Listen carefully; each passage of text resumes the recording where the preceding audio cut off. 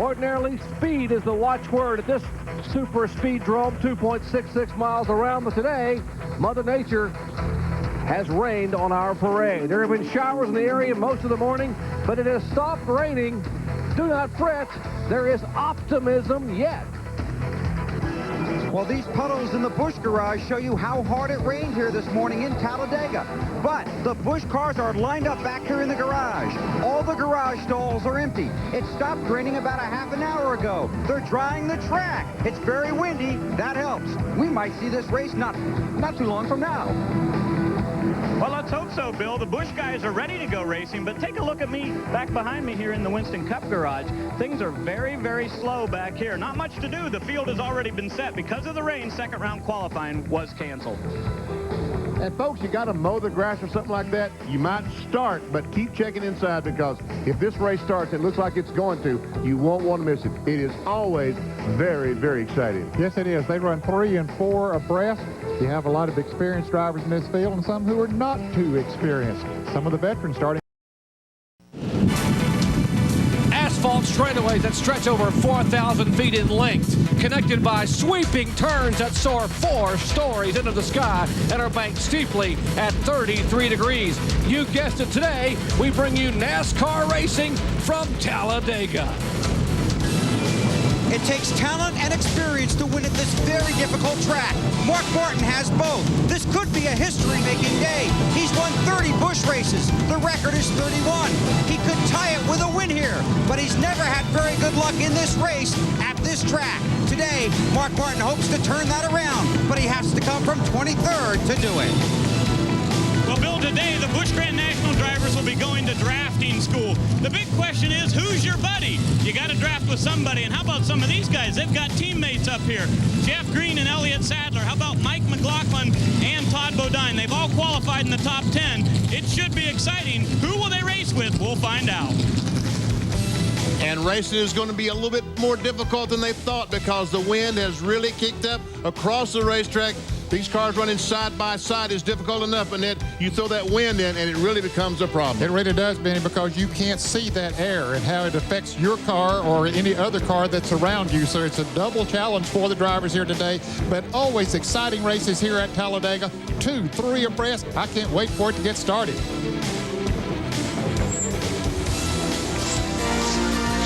ESPN, the worldwide leader in motorsports coverage, presents Speed World.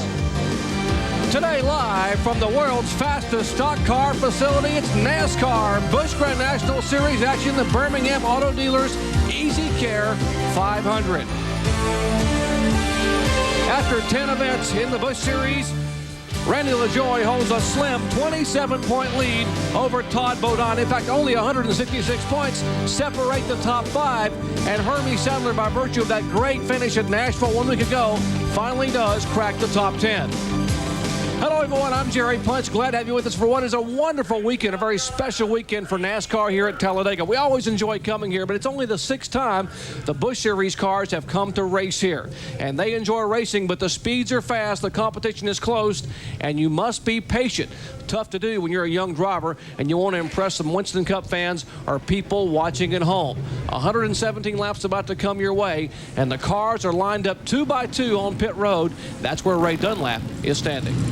Well, thank you, Doc. Right here is Phil Parsons' car, the Channel Lock Chevrolet. He's a former winner in the NASCAR Winston Cup circuit here at Talladega. And in this Busch Grand National race, we've seen a lot of Winston Cup regulars do very well. Ernie Irvan, Dale Earnhardt, also Kenny Schrader. Those guys have all won here. The only driver in the field today who has won is Greg Sachs. He'll be racing from a provisional starting position. Bill Weber? Well, you talk about experience. The 9 car has it. Normally, it's Jeff Burton, but today it's Ted Musgrave replacing Burton, who has the stomach flu. Directly in front of him on the starting grid is young Hermie Sadler, who got his first top 10 of the season last week when these people raced at Nashville. But one Busch car that you must really watch today is the points leader, Randy LaJoie. He won at Daytona and was 3rd here a year ago. Normally, as Ray said, it's Winston Cup stars that dominate this race, and this field is sprinkled with that talent. But today, the Busch guys want to prove they can get to victory lane. LaJoie is on a mission. as the cars on the racetrack. Here are the spotters up on top of the roof right above us, and boy, is the wind gusting, as you heard Ned and Benny say. The wind obviously a factor. We had rains in the area this morning, and they have certainly, the wind has helped dry the racetrack. The sun has not come out. It's rather cool here, but that wind picking up did indeed help dry the racetrack. The field now behind the Pontiac safety car as we get set for NASCAR Busch Grand National Series action from Talladega Superspeedway in just a moment.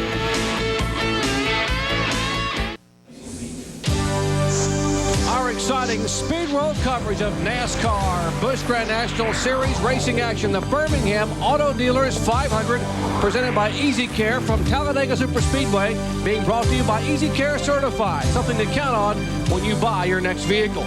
By Quaker State Motor Oil for a clean running engine. And by Suzuki. The Suzuki motorcycle and ATV dealer has the ride you've been waiting for and the financing to get it. Take a look at our Suzuki starting grid, and we'll have these cars lined up as the way you would see them coming at you down the front straightaway. With pole sitter Joe Nemechek, his 7th career pole, starting up front alongside rookie driver Tim Steele. Back in row 2, the veteran Phil Parsons has run so well this year, yet winless in 1997, and Todd Bodine, who came so close in Daytona. Back in row 3, Mike McLaughlin. Great run in Daytona, good run last week, and the veteran Dick Trickle, who won at Hickory early in the year.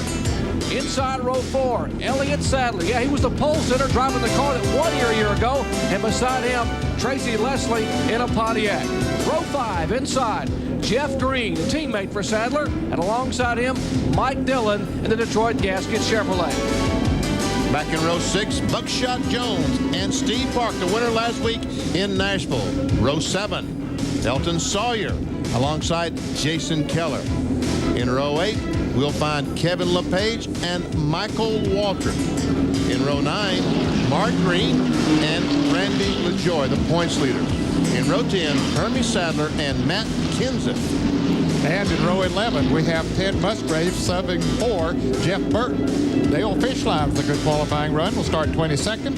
Then comes Mark Martin and Kyle Petty back in row 12. Ron Barfield and Stevie Reeves make up row 13.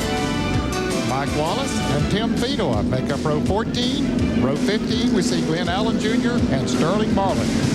Back in row 16 will be Shane Hall alongside Joe Bessie, the Power Team machine. Back to row 17, so we go back to the field. There's Jimmy Spencer, had that second place finish in Texas out of Fort Worth. And Jimmy Foster, the rookie, his best run of the year came last week in Nashville. He finished 22nd. Row 18, Doug Reed III, former pole sitter here in ARCA competition, and the 1995 Rookie of the Year, Jeff Fuller in the Sunoco Chevy.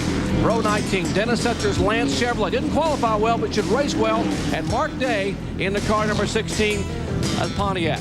Back in row 20, provisional starters, Greg Sachs driving with that broken left foot, and Johnny Chapman alongside him in the car number 89. Row 21, the car number 48 back in racing, that is Randy Porter. And beside him, Jeff McClure out of Charlotte, North Carolina. A 42-car field. Those of you who missed those that missed the field, Jerry Nadeau in the car number 01. To the other two there, Jerry Robertson and Rodney Combs, not in the starting lineup. Well, we can see the light is off atop the Pontiac pace car. So a half lap to go, and we'll be seeing some racing for the first time today. We see the 9 car. That's Ted Musgrave, had to drop to the back of the field because he switched drivers. There's Phil Parsons starting 3rd, Channel Lock car. 3rd in the point standings, Mike McLaughlin's car number 34. We'll ride along with him. Dennis Setzer's Lance Chevrolet, the David and Karen Ridling owned car. Ride along with Dennis today at Talladega. Mark Martin's Winn-Dixie Ford, 4-time winner in 1997. And our pole sitter, Joe Nemechek. We're riding along with Joe Nemechek in what was a very emotional weekend. A big hug. There is Martha Nemechek with the badge of her son, John, who we lost a few weeks ago. Her first time back at a racetrack since the death of her son, John, in a Craftsman truck. And boy, what a special day it was for her and Joe Sr. to see their son, Joe Nemechek, put that car on the pole here at Talladega. Glad to have you with us as we are set for 500 kilometers, 311 miles, 117 laps at Talladega Superspeedway.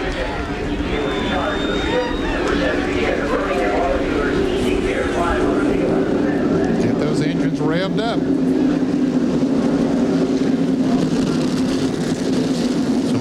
outside trying to get a start. They start accelerating. Green flag is out.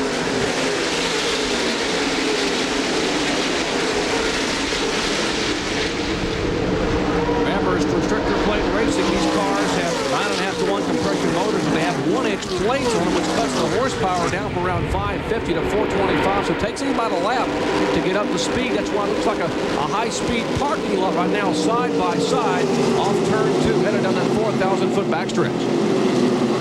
Phil Parsons looks outside. No, he decided to look inside, rather. Decided he did not make a move right there. He had a little momentum.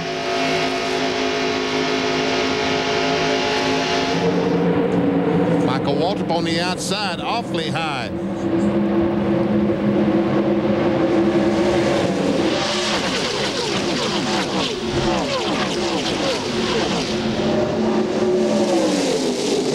Well, they finished this first lap about the way they started it, Ned. Yeah, and they're already 3 abreast as they come down through there, Vinny.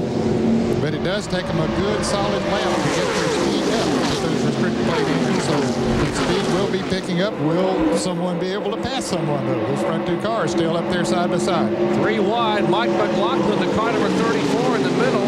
4 wide now.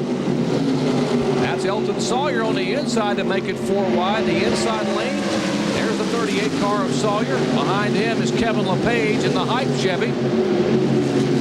Dick Trickle dives to the outside, and he will make it 3 abreast off the corner.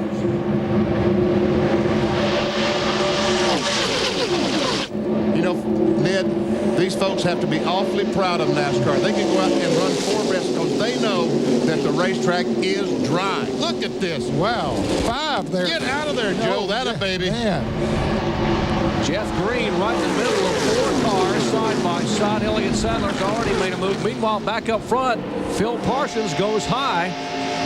That's Phil Parsons' onboard camera looking out the back at Dick Trickle. Parsons takes the lead.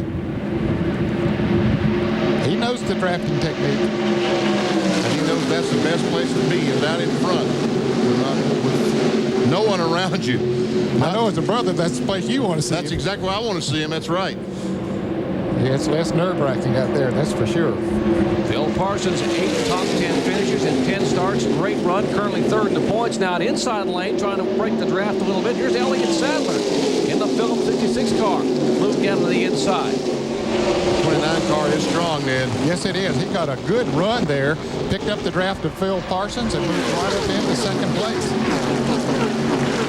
That's the black number 29 of Elliott Sadler. So Tracy Leslie up on the outside. The 63 car lies on Pontiac. And they're still 3 abreast. This is unbelievable. That outside line still seems to be the best place to go. Don't tell that to Todd Bodine down on the inside in the yellow car. He said, I can go down on the inside. There's Dick Trickle and the winner last week, Steve Park. Trickle caught in the middle. That's not the place you want to be. Talking about that red car, the Duraloop Chevy, right in the middle of your screen. But once you get in there, there's not a great deal you can do about it. You can't back off because you'll go to the rear of the field if you do. Or somebody will run over you.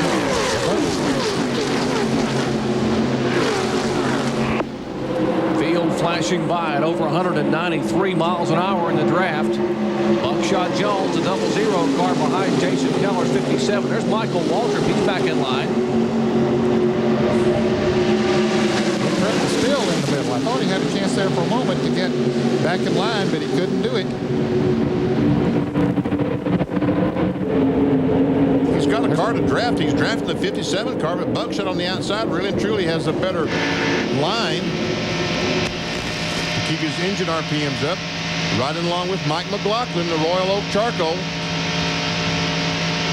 That's Jeff Green in the car number 8 right in front of McLaughlin. As they come streaming by, Phil Parsons a leader. Elliott Sadler is 2nd. Comes Dick Trickle in 3rd. And we are being told one car may be having a problem, right, Bill? That's right, Jerry. The 33 car of Tim Fedewa is down on power. They thought it might be a plug wire, but now they've gotten out a backup ignition box. They're talking to Tim on the radio. But the 33 Kleenex car down on power. They're going to try and fix it. They'd like, for caution, obviously, to do that. But right now, they're making preparations to bring him in under green if they have to. The car right in the middle is the Matt Kenseth car. Very little experience in these cars, and he's right in the middle, 3 abreast. And you know that's not where he wants to be. No, and boy, you see how tight they're running, how close they run together, but that's not a good place for a rookie to be. I'm told the largest track he's been on is Las Vegas, this Southwest Tour car. Matt Kenseth coming out of the ASA ranks. Phil Parsons being shown as the leader. Sadler second. That is Tim Steele in the red car in third place. Tracy Leslie back and forth in the Pontiac.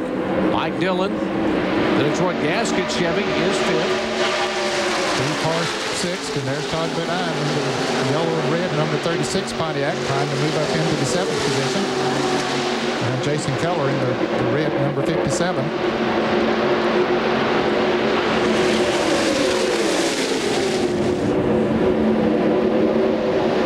Todd's trying to go down on that inside, but I don't think that's the line to be right now. He's hanging on pretty good down there, but it looks like the outside line is the better spot to be.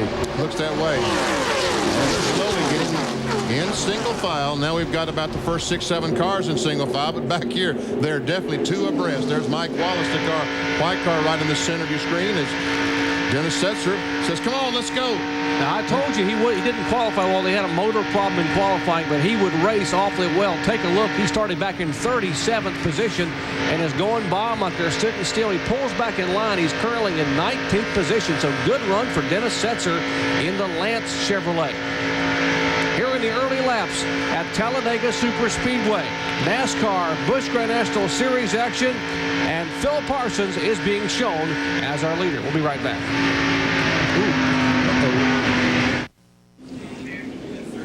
Back at Talladega, those of you expecting to see tennis, it will follow us in its entirety at the conclusion of this Busch Series event. We're talking about the 43 car of Dennis Setzer a moment ago, making a great run toward the front. Well, that has now gone away. We're under caution for the first time here on lap number 10, and he was not the only car involved. Take a look. They come through the tri-oval here at the Talladega Superspeedway, and you see the 00 of Buckshot Jones. Hit from behind, gets down into Joe Nemechek, the pole sitter, and they go spinning. And then there's Elton Sawyer hitting the Buckshot Jones car, and Elton's car gets up off the ground, then catches on fire as it goes out through there. You see the tire jumping along? That is Elton Sawyer's left front tire. He hit so hard, he literally sheared the left front off his car, and now he's broken an oil line, and that's the fire that we see is oil on the exhaust system. He's heading for the grass, trying to find some water to put that out. Another angle. From behind. There we see the 00 car go down, and there's Nemechek. No place to go. Bam! Heavy contact. Now cars with no place to go. The 34 car goes to the outside trying to dodge, but he gets turned right in front of the 43 car. Heavy contact. There's Elton Sawyer's tire that I was talking about. That's a tire, spindle, everything. Thing probably weighs 125 pounds as it goes bouncing down the racetrack. So it looks like Buckshot Jones may have gotten a little bump from behind in the tri-oval as the crews now watch. Here is from the Nemechek pit. There's Martha watching. No fear like that of a mother or father watching their son at contact at Talladega. And he was just an innocent victim there of someone else's mistake. Right in front of the Joe Nemechek car, the 00 gets turned. Now we see the 34 car, boom, heavy contact. There, Elton Sawyer almost goes flipping. Now here comes the tire that I was talking about. And now we see the oil getting on the exhaust and the fire starting. And there we see Jimmy Foster also spinning down. That's Jimmy Foster's car right there. He was right in the middle of that deal. And now we'll take a look at it from Joe Nemechek's vantage point where he had nowhere to go.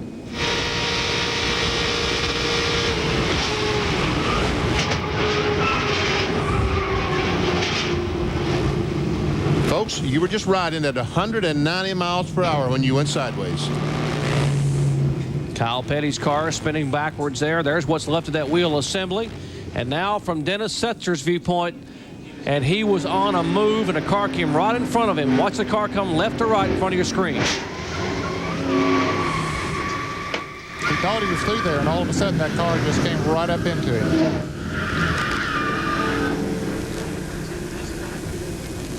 Now that was the Mike McLaughlin car, and there is Mike. He was one of the cars involved and came across in front of Dennis Setzer. Let's go down and check in with Ray Dunlap. Well, thank you, Doc. I'm with Mike right here. Mike, things happen in a hurry here at Talladega. I know, again, you were just a victim. Yeah, you know, I see it all start to happen, and I see the 00 coming across. So you're kind of waiting to see which way he's going. Made a move to the right. He come back up the track, kind of collected him. Have you been able to assess the damage yet? There's quite a bit of damage on the front end, but I tell you, this group of guys, they'll prepare the Royal Oak Charcoal Chevrolet, and we'll be back out. Good luck. Well, that's what's left of the Stanley car. Some of the crew there, that's the Mike McLaughlin machine, which they are teammates with Todd Bodine and the Stanley crew. That's why I see some of those Stanley shirts down there. In the Frank Ceci, Scott Welliver, and John Gittler are the three owners of those two race cars, trying to get Mike McLaughlin back on the racetrack. Now let's go around to the rear. This is where the 43 car got in the rear of the car, and really and truly there isn't a lot of damage there. Hey, look, he drove up under. That's the fuel cell that's smashed up in there. This section right there is the fuel cell. See the bar they had protect the fuel cell. He drove that bar up underneath the car, and that's really what kept him from getting into the fuel cell. Talking about Dennis Setzer in the back. There's that bar right there. Right there, this whole thing. This is the fuel cell area inside there. We can see that the 43 car drove up in that and bent all these bars that Jerry talked about. This bar that runs all along there, that is bent. You can obviously see this frame rail, how it's bent. Man, heavy contact. At over 190 miles an hour. Unfortunately, NASCAR mandates these cars are built with bars around the back and around the fuel cell. And you saw Mike McLaughlin a moment ago looking at the race car. Now here's his in-car version of what happened.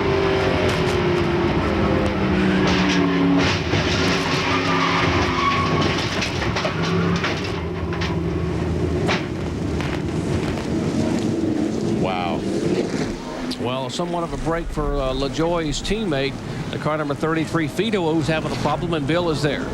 Well, they desperately needed a caution. They did have a plug wire that had come off. Tim has already been on pit road once. They reattached the spark plug wire, sent him back out. Guys, pace car is at turn 4.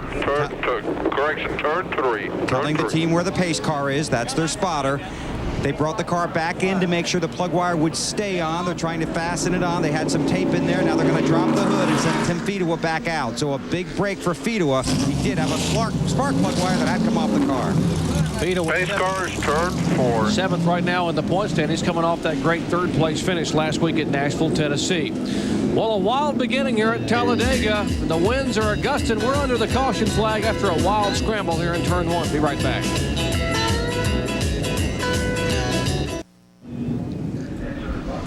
Back in Talladega, Alabama, Talladega Superspeedway. These beautiful shots from high above this speed palace, courtesy of the fine folks at Pennzoil and the Pennzoil Copter Cam, flying high above this 2,000-acre facility, giving you a panoramic view of the early laps of the Busch Series NASCAR event.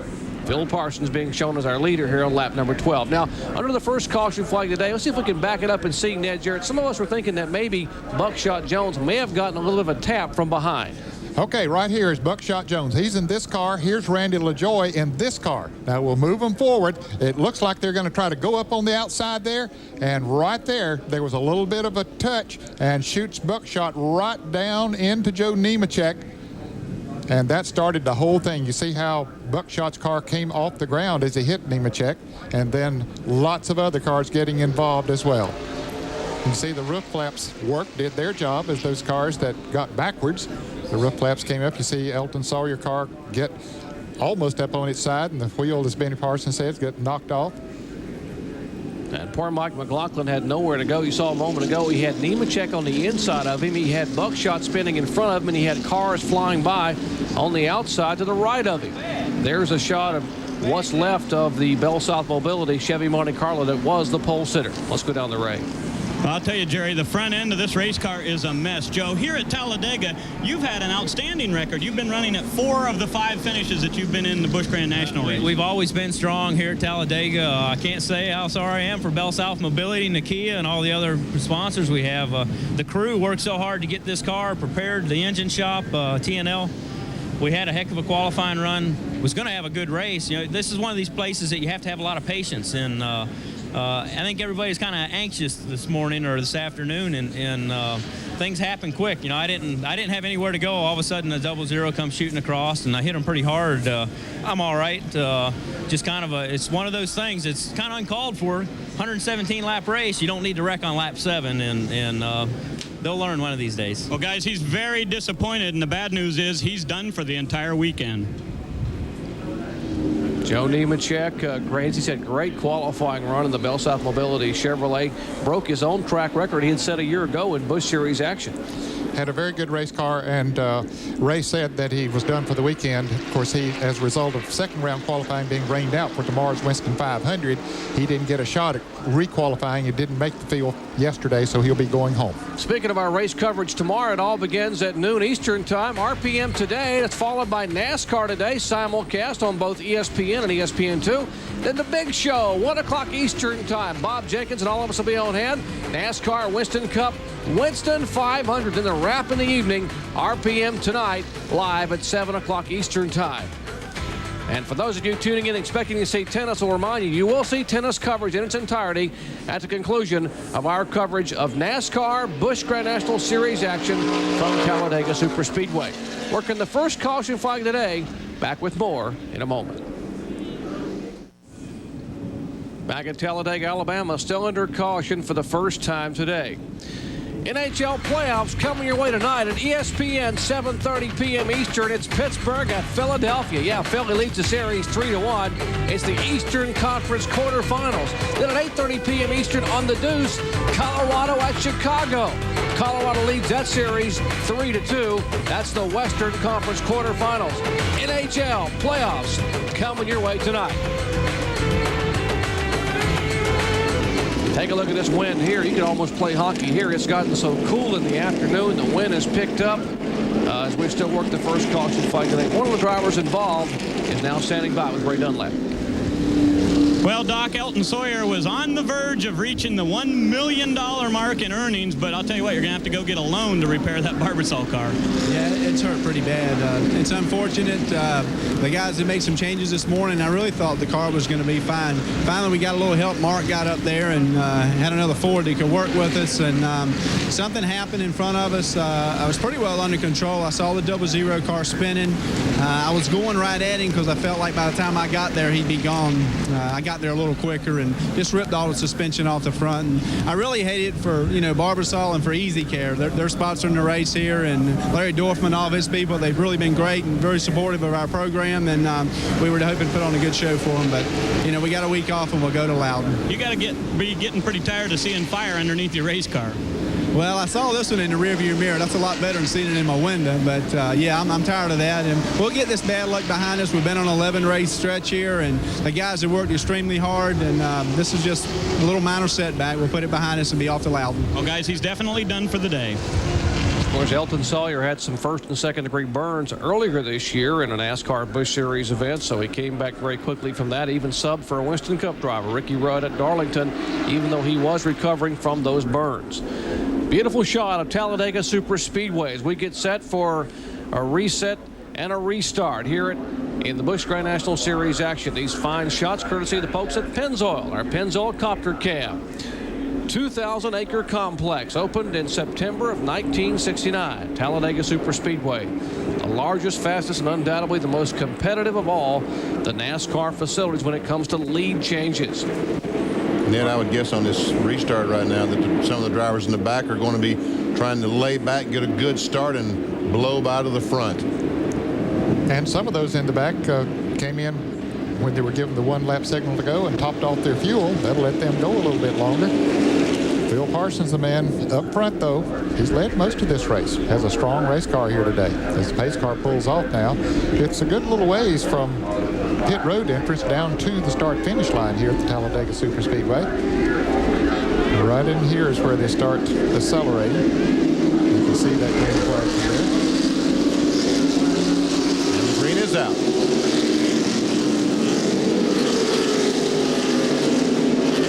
Lap 17, that caution flag coming out on lap number 10. And that's oil drive that they put down to try to get up the oil that Elton Sawyer dropped. There's the 8 car, Jeff Green, trying to go by on the outside. White car.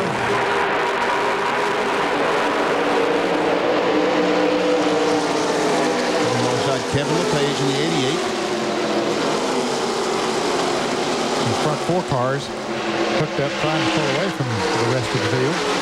Well, at least that caution, we hate to see those kind of things, but got Dick Trickle out of the middle. He'd been running in the sandwich of 2 other cars for a long time.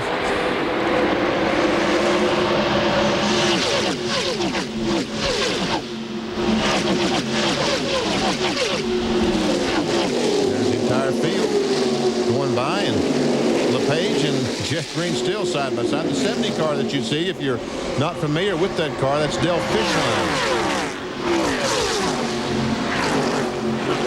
Second group may need to get organized a little bit. They're going to lose a lot more ground with that front group that's all nose to tail. We see Randy LaJoy now move up in front of the 8 car of Jeff Green, and you would think that LaJoy, the winner of the Daytona race, would have a very fast race car. He can probably pull his group along fast enough to catch in these groups. And Kevin Page sort of caught down there by himself now in the height number 88, and the train goes by. Now he gets in line. Now he gets back all those in single file, but here comes another group. And they're catching up to them, too. And some of them running side by side.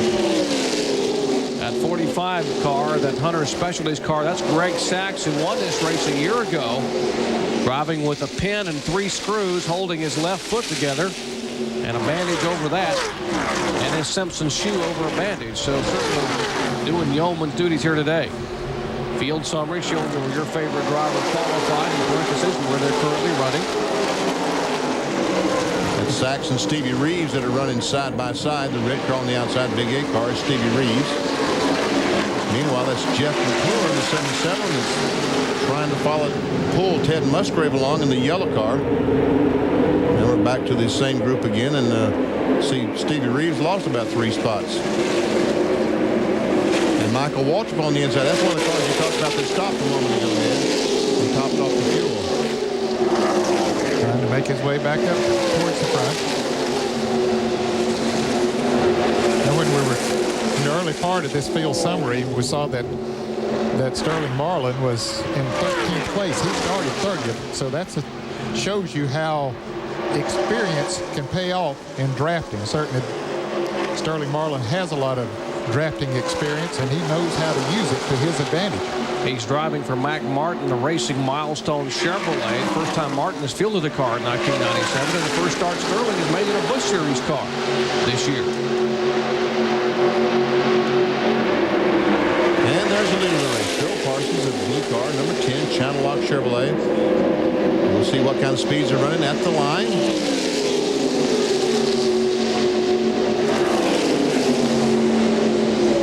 That's about what speed they qualified. Yeah, the pole was just over 193, so, and Phil had qualified at 192.7, so he's not far off his qualifying speed. But you see some cars back in the pack that are actually running faster, 194 as you get back 93 and 94, because they're in a bigger draft. Phil Parsons has nobody to draft. And Mike Dillon thought about pulling out. He gave Steve Park an opening on the outside. There we see Park going by. The blue car now has moved into 5th spot. Classic example of pulling out with no drafting partner and you go backwards. Now look at Mark Martin coming up on the inside. And he has himself a drafting partner there that's helping to push him along. And that is in the form of Ron Barfield, car number 94, that blue and white car with the red numeral.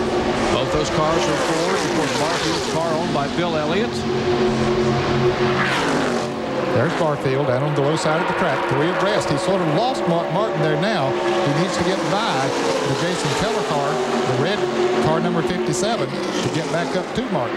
And we see the second place car, Elliott Sadler, has been pushed all the way back about the 5th or 6th spot. Well, if you get get out of line. It doesn't take long. Sometimes you can't help but get out of line because somebody makes a move on you, and there's not a whole lot you can do about it. Tracy Leslie has moved into second spot in the Pontiac.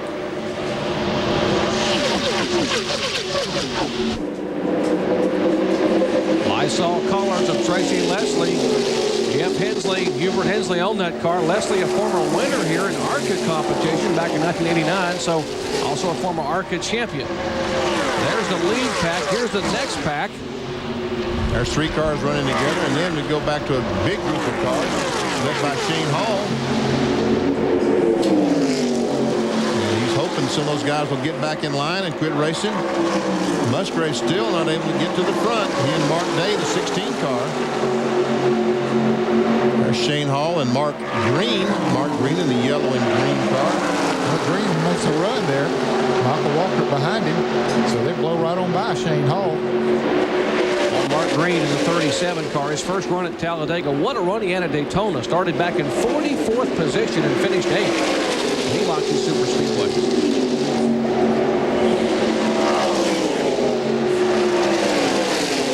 Kyle Petty, the black car there. And looks like Tim Fiedler going to dive on the inside and try to take the spot away from Kyle. Well, it's just hard to resist, isn't it, Benny? You get back there in that draft and you say, man, I can blow him off. I need to go. But when you get up beside him, you can't go near as good as you thought you could. See, there's Fiedler once again. He looked like he was by Kyle Petty with ease, but the line formed on the outside, and now Fiedler going towards the rear. Meanwhile, back up front, Phil Parsons being shown as the leader. And the lead draft is there, but the 3 car, our latest winner in Busch Series action, is making a move. Steve Park got his first Busch Series win and only his 13th start as a rookie driver, starting back in 12th position. Currently being shown in the 4th place. There's the car number 3. The Teresa Earnhardt-owned machine, AC Delco colors on the side. I would imagine Dale Earnhardt's on the radio coaching Park.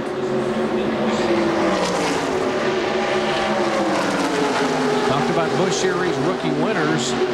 Park won in only his 12th start as you watch this move here. Todd Bodine trying to go by on the outside. That we see the rookie wins. Johnny Rumney won in his 7th start. We see David Green. Steve Park won, as Jerry said, in his 12th start. Dennis Setzer won twice in his rookie season. So did Johnny Benson.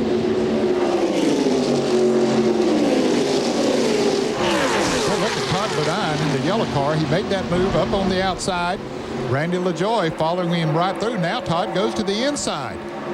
His Pontiac is fast. Look, by himself. He doesn't have the advantage of somebody being behind him. He just has momentum coming up, trying to move by the 63. And look at Mark Martin down on the inside.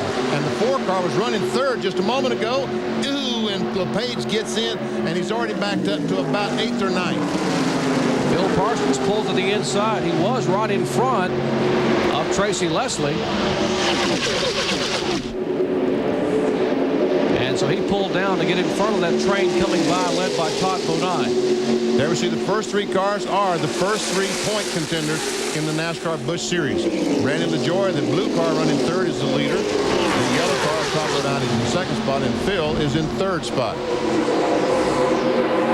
Now we see Mark Martin and Steve Park side by side.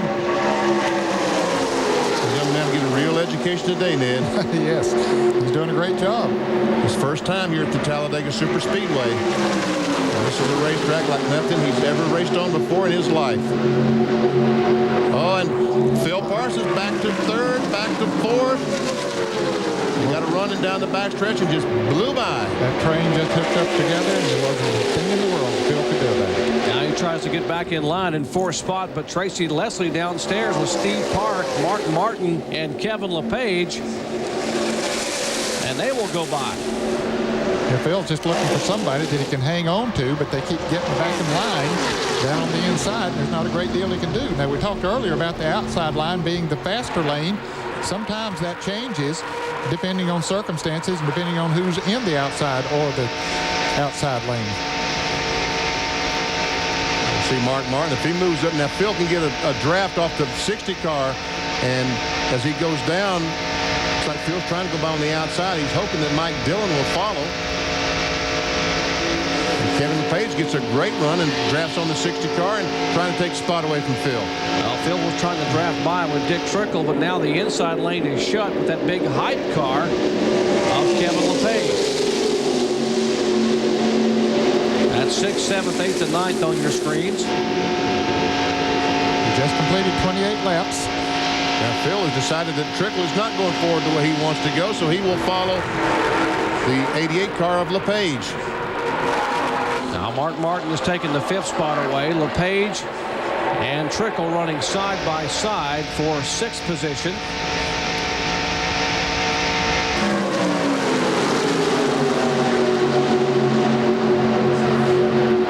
There we see the leader, yellow car on the left, Todd Bodine. And these cars are in pretty good shape. They're getting fouled out, and Phil was leading the race and has gone back to about 14th to 15th. Ninth position is shown last time around. There are 15 cars in this lead draft, but here is the second pack of cars being led by Michael Walker in the Band-Aid Ford. Michael finished 5th in this race a year ago, finished 3rd at Daytona, coming all the way back from 18th starting spot. So, and one car going backwards a little bit. The Randy LaJoie, our point leader, he goes backwards and a bid for the lead. Here goes Tracy Leslie. Car number 63, a pair of Pontiacs up there battling it out, and Leslie takes his to the front. Brings Steve Park with him in the car number 3, and Mark Martin coming in there 3rd. Here comes Trickle, and Todd Bodine, as we say in racing, hung out to dry.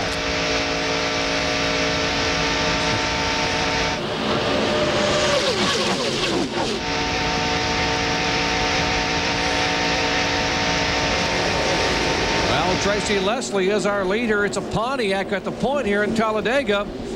And as you take a breath, Steve Park will go by. So our latest winner in Busch Series action, a rookie, leads at Talladega after 29 of 117 laps.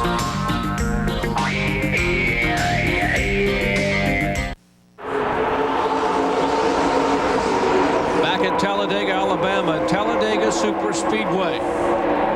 32 of 117 laps are complete. These shots on the siding Busch Grand National action from high above. From our Pennzoil copter cam, the fine folks at Pennzoil providing these beautiful aerial shots above Talladega Superspeedway. And Steve Park in the 3-star. 3 cars still continues to lead. Mark Martin is now in 2nd. Trickle is 3rd. The 4 car of Tim Steele is 4th, and right now 5th being contested between Tracy Leslie on the inside and Mike Dillon on the outside. And unbelievably, the Lance car of Dennis Setzer is going to come back out. There's the Lance car. And boy, what a job Vic Kangas and the crew have done for Karen Ridling. There the field goes by, leaders going by, and Setzer trying to get back out and get some points. Watch for the second group to come by. They were about, what, Ned, about 8 or 9 seconds back? Yeah, they're about 11 seconds now. They were raced side by side back there for a long time, so they're about 11 to 12 seconds back now. Trying to get this car up to speed. Setzer and the Lance Chevrolet involved in the first caution flag today after coming from way back in the back of the pack. Was all the way up in the top 18. There's that lead pack, 15 cars in it. And Todd Bodine, who was so strong early, Phil Parsons, all those cars being shuffled right to the rear. They each led earlier. Now they are back to the back. It doesn't take long to go either way. It takes longer to go to the front than it does to the back, though, it seems like. Randy Porter we saw in the apron of the racetrack down in 1 and 2.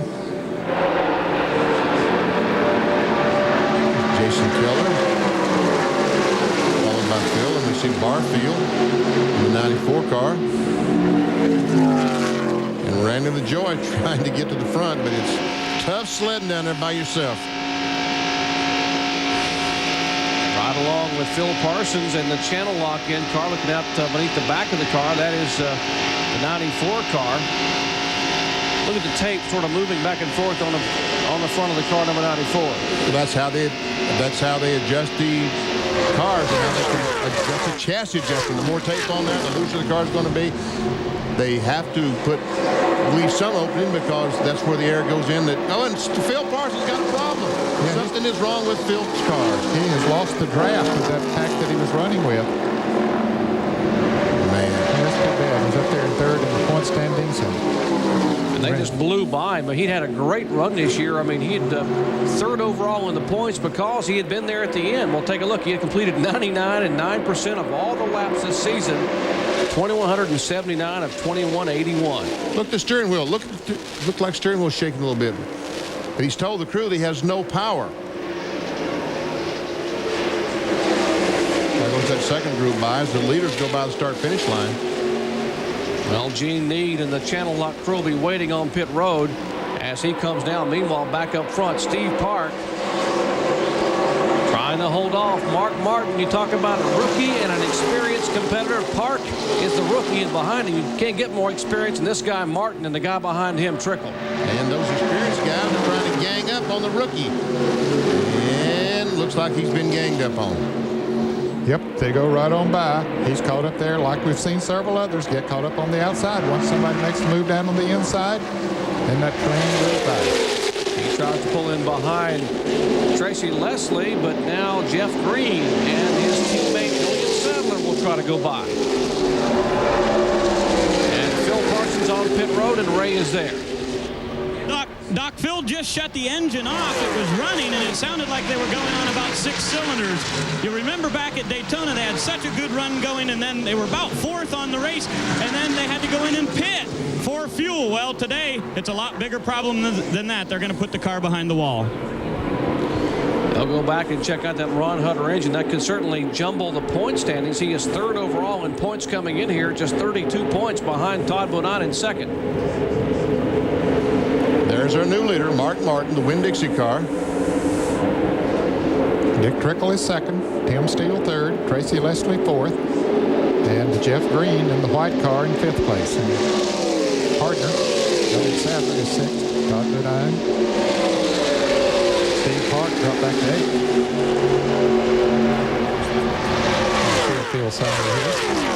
Mark Martin came from 23rd starting spot. Sterling Marlin from 30th to 9th. Now all of a sudden, Mike Dillon, the Detroit gasket car, is in jeopardy of losing the draft. If he had to back out of the throttle down the corner, something happened, he had to back out. He'll simply just drive away while you're trying to build your momentum back up.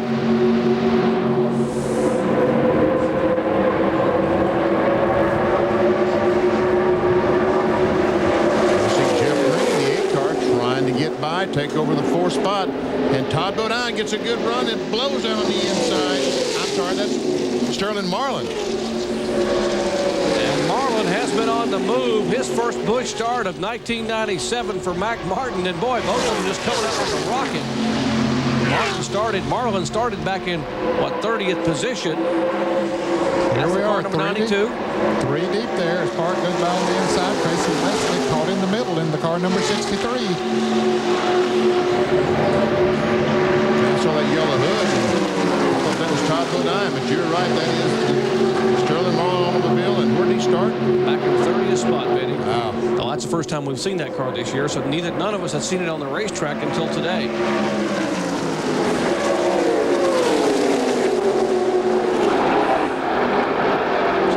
In the car number 3, being shown in 4th position. Marlin was 5th. Now Jason Keller has gone by. Todd Bodine is there. Steve Park has a strong race car, fellas. He dropped back to 8th or 9th there a moment ago. He's already worked his way back up to 4th. Steve Park, engine built by Dennis Fisher. Car owned by Teresa Earnhardt, Teresa and Dale. She claimed her 18th career win as a car owner last week at Nashville. Here comes 74. Carla Joy goes by the 94 of Barfield. Okay, I thought he was, and he did clear him. Now trying to move on the inside of Sterling Marlin. They are side by side. LaJoy, Marlin, Barfield, Green, Leslie, and company 2 by 2 by 2 as they are back 9, 10, 11, 12, and 13. You're watching on the screen right there.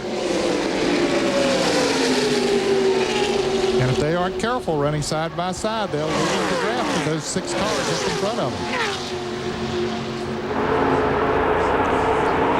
pit stop should be coming up very shortly. Those that didn't stop and top off, which means the lead cars should be coming on the pit road. They can run about 45 to 50 laps on this restrictor plate race. And there is our leader, Mark Martin, in the Winn-Dixie Ford Thunderbird, a 4-time winner in 1997. He leads the way.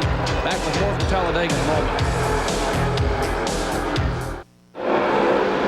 Back at Talladega Superspeedway, Talladega, Alabama. Those of you tuning in expecting to see tennis will be coming up later today.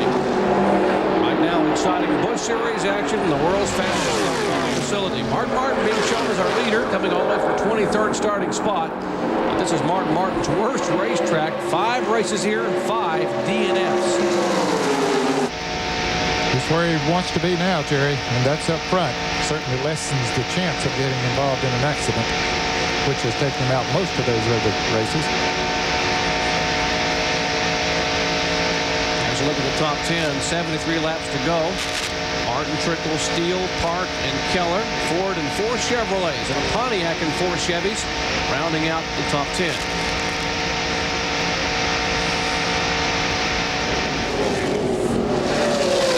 You can see these 6 cars. They've broken away from that second group. We'll see another 9 cars. They've been racing side by side back there. They finally singled out a few laps ago. You see at the back of that pack, we see a couple of cars running side by side. Sterling Martin, number 92, and Ron Barfield, number 94. Sterling was up there leading that pack not too long ago, and now he's at the back of it. Mike Dillon has caught the draft again in the car number 72. It looked like he was going to be in trouble, but I think these 2 cars can run that lead group there, the group in front of them now.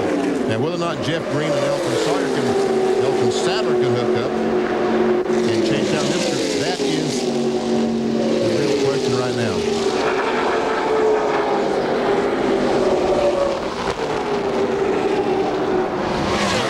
These guys continue to race. Kevin LePage dive down to the inside, get side by side with Elliott Sadler. That's for the 8th position. LePage takes a spot away. The 8 car is 7th. The 88 is 8th. The 29 of Sadler is 9th. Then comes LaJoy in 10th. That's a 74 car. Leslie the Pontiac, the Lifestyle Pontiac, is in 11th spot.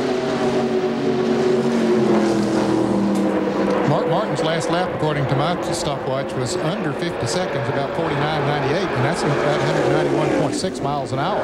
So he's still turning good laps here. Let's check the speed of the line. We'll show you the speed differential. The cutoff in the first and second group is the 36 car. The last car in the first group, that is the 36 car, and the 8 car, the first car in the second group. Those are the intervals of the line.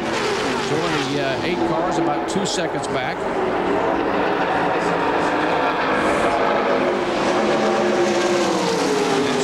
We'll check the speeds. We'll show you the speeds of our lead draft. Those 6 cars. Mark Martin, the leader. Todd Bodine back in 6th spot. Stanley Pontiac. And we'll see if the car number 8, which is pulling that second group, Jeff Green's Chevrolet, Gary Becklow machine. Looks like they're getting a little close to see what these speeds are at the line. There we see Mark Martin coming. These cars all in the line, but the next group all in the line as well. Yeah, they are going a little bit faster back there, that second group is, so they're inching up. Not much, but just a little bit faster. Yeah, a little. And we see the 92 car, Sterling Marlin, 192 miles per hour. So he had him a good draft on somebody that. Looks like Tracy Leslie. I guess that's Tracy Leslie. The last car in that group is in danger of losing the draft. There's a car number 92 of Sterling Marlin. They were talking about our split fire snapshot. He hasn't led a lap, but he started back in 30th spot. Currently 12th. Was as high as Never seen LePage. Something happened to Kevin. Pit stops, regular pit stops coming up. It's time for green flag pit stops. They said they would pit between lap 47 and 50. It is lap 48, making 49. And Kevin LePage, who finished 9th year ago, has the hype Chevrolet on pit road. As they head to you, Bill Weber.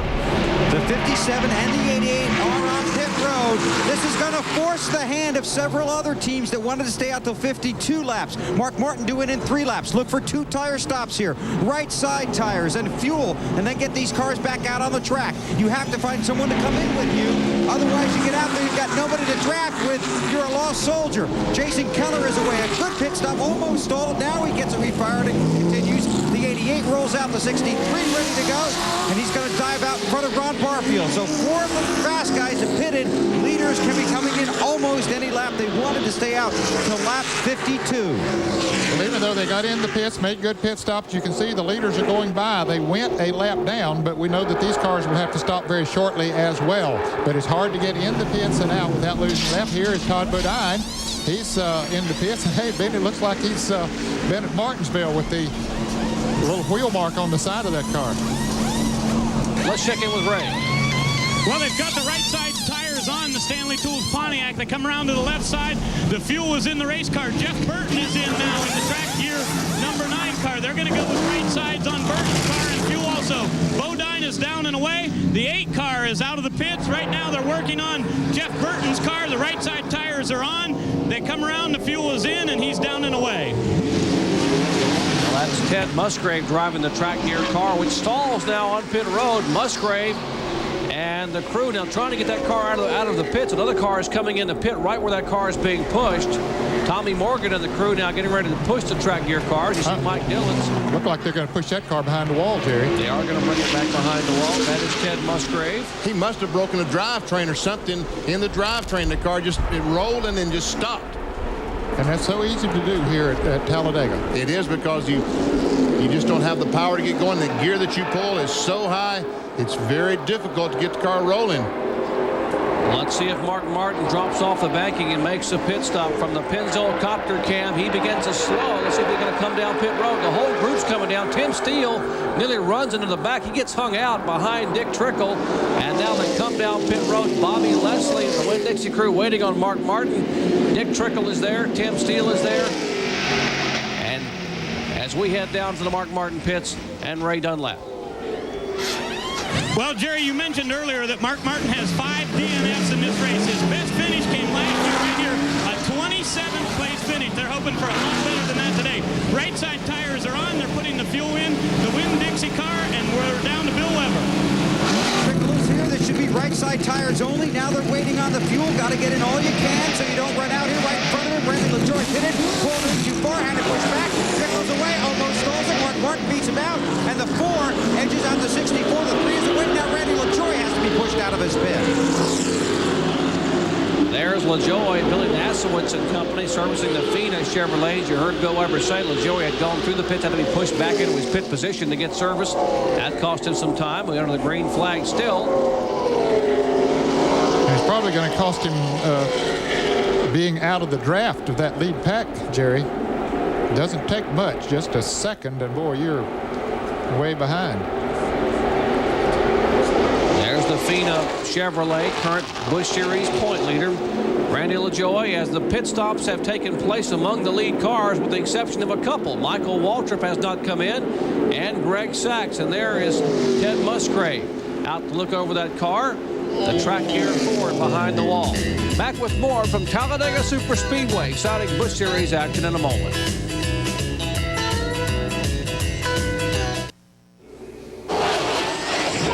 Are brought to you by Quaker State Motor Oil for a clean running engine.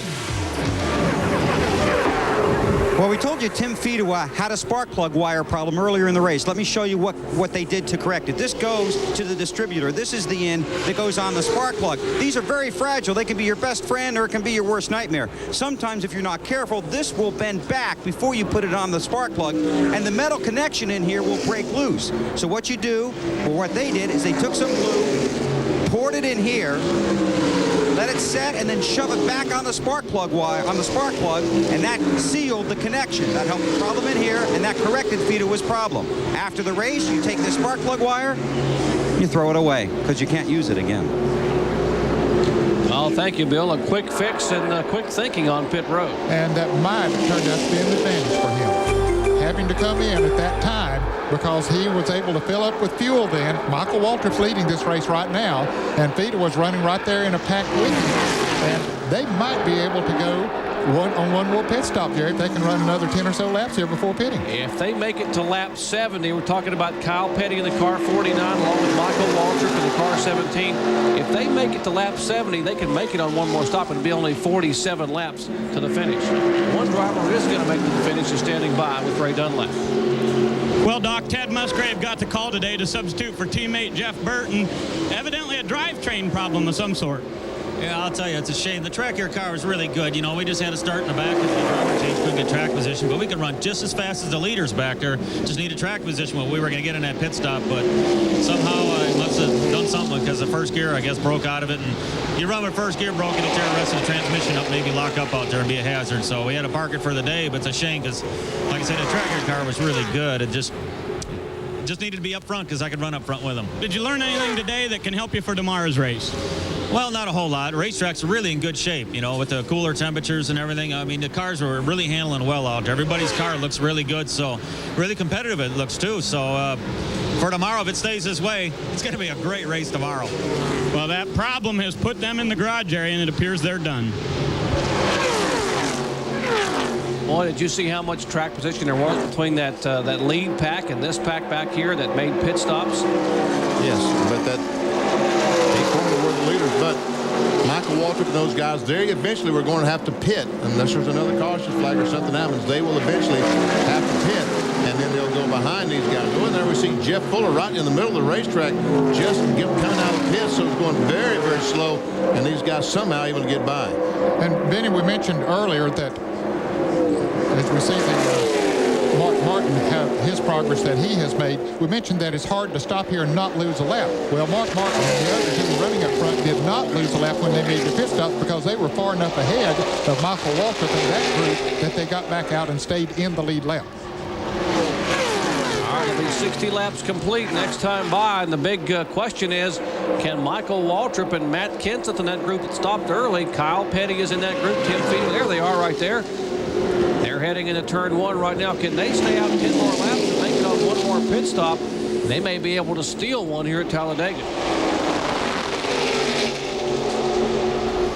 And Phil Parsons had a great run early with our early leader. Now he's standing with Ray Dunlap. Well, every point, every lap, every race is so important. Phil, what put you out today? Well, we broke a valve spring retainer. I'm in shock because we just Ron Hutter does our engines, and we just don't have engine trouble. But the Channel Lock Chevrolet was so good today.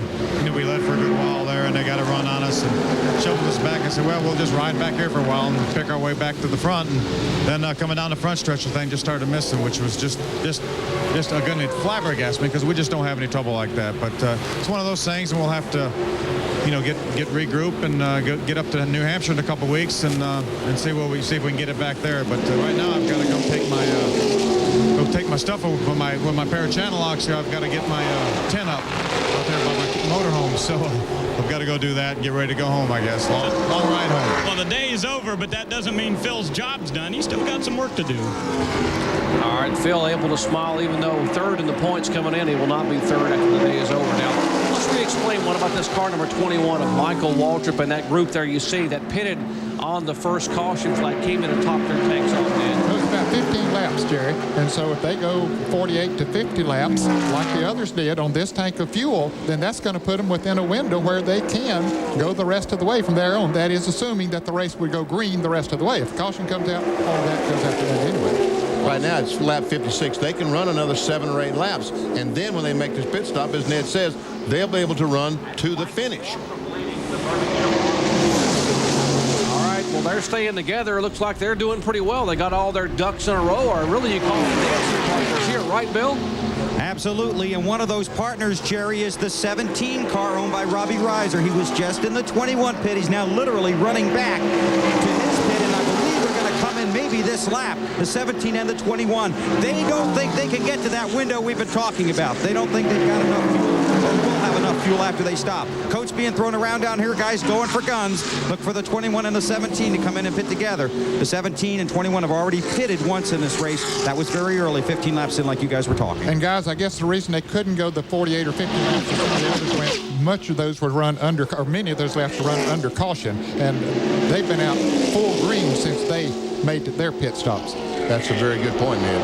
Because the caution flag, generally the rule is that you can run 2 green flag or 1 green flag lap or 2 caution flag laps. Hermie Sadler still hanging on that group. Now let's see, that's the leader of the race, Michael Waltrip. And the interval back to Hermie Sadler is 0.8 of a second. Let's wait till Martin comes by and just see how far he is behind the 21 car. There we see Dick Trickle now is leading Mark Martin. He's almost 23 seconds behind the leader of the race, Michael Waltrip. And there we see Dick Trickle, Mark Martin, Tim Steele, the 8 car, I'm sorry, of Jeff Green. Or is that the 7 car? And here the leaders coming by, lap 64. Check the interval once again. Hermie Sadler was showing back in the 5th position.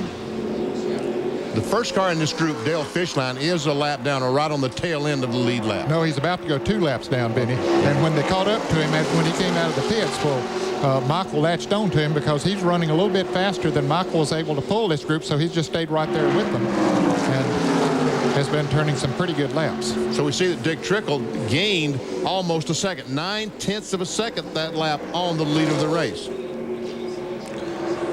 All right, well, we'll take a break and check when we come back to see if that backpack can indeed catch him. Trickle, Martin and company trying to run down Michael Waltrip. We'll be right back. Back at Talladega, just that quickly, those lead cars came on the pit road. Michael Waltrip, the last to leave, he stalled as the car was leading. And second thought, Hermie Sadler's car number 1 is the Walt car. He ran out of fuel. Hermie ran out of fuel. Now, right now, they're trying to get the thing fired, and he finally gets it fired. He's going to lose a half lap to Michael Waltrip and the cars he was running with. And the leaders are going by right now, Benny. He's going to be a lap down as Dick Trickle comes back to the line. He should pick up the lead. Let's go to the pits and Bill Weber. Okay, Ned, for the 21 car, Michael Waltrip, right side tires, took a long time to get the fuel in, and then Michael stalled the car leaving pit road. They had to push it out to get it started. For Matt Kenseth, he came in, not as much experience as a lot of these guys. He slid through his pit stall, tapped the left front corner of the car on pit wall. They had to push him back. That cost him valuable seconds on pit road. Down to Ray. Well, Bill, Kyle Petty ran out of fuel on his way down the pit road, so they had to come in for gas. But with that pit stop, he's only got 51 laps to go, so it should be no problem with fuel. All right, we'll see if they can make it on fuel.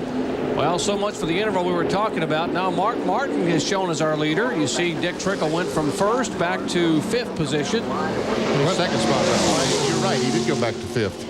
It'll be interesting to see if Mark Martin can pull that group as fast as Dick Trickle was. I've had to watch on Trickle the last few laps, and he's been running 49.70, 49.80 in seconds. And, folks, that's over 192 miles an hour. And I thought, boy, he is leading this pack fast. Well, maybe Mark can, too. Well, now, we don't think this group here, in fact, we know this group here can't make it on fuel. They're going to stop one more time somewhere on lap 95 to 100. But what about the group that just pitted? They should be able to make it. Maybe they can. We'll see. Some of them can. Some of them are certainly going to try. There's no doubt. And is Dick Trickle going to lose a draft of these cars? He was leading just a lap ago. These cars passed him, and now he's really struggling to keep up. Yes, he is. All right, let's check the interval going the other way between the 60 and the 21. Lead car of Martin and 21 of Michael Waltrip. And Michael's sitting out there by himself. He stalled the car in the pits, and it's going to cost him because he doesn't have a drafting partner. And these cars are going at full speed up front. We're still waiting on the group of cars that pitted. Those 5 cars are running together. Michael's going to be at least 40 seconds behind the leaders when we finally get to him. We'll see Elliott Sadler is 33 back. Kyle Petty is 33. Now, there's the cars that were pitted. 33 seconds back. Kyle Petty was in that group. Tim Fiedel at 38 seconds. Matt Kenseth, 38 seconds. The 20 car Spencer, and now the 21 car. what was that, 43 seconds behind?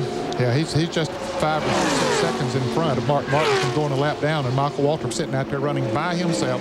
Nobody drafted. And as fast as Dick Trickle was leading this group, Ned, he is now losing the draft.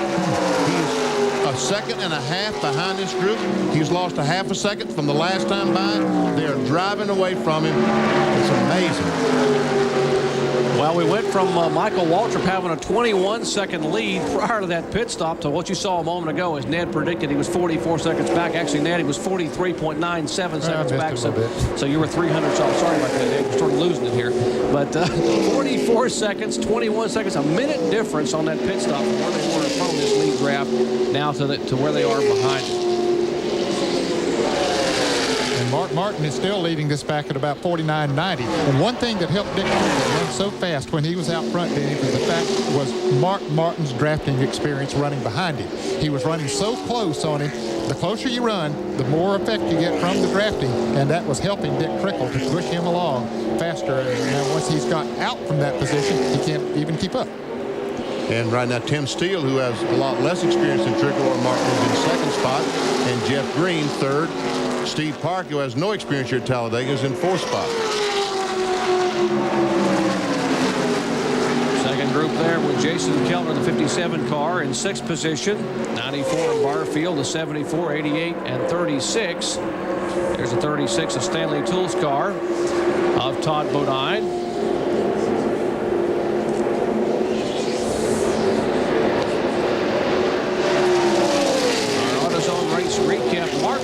Being shown as our leader, has led 17 of 69 laps. There have been 9 lead changes, 1 caution flag for 7 laps of coming out early, involving at least a half a dozen cars. The average speed 156.827 miles per hour.